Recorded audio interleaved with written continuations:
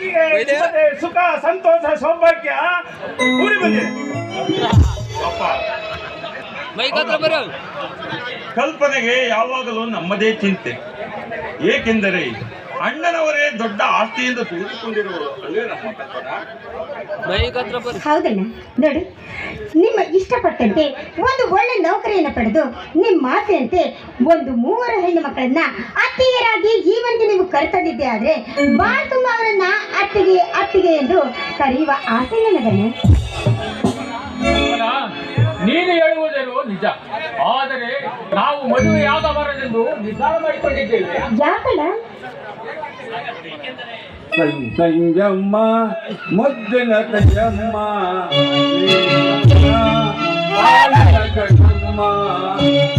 ಮನೆಯ ಬೆಳಕಂತನೇ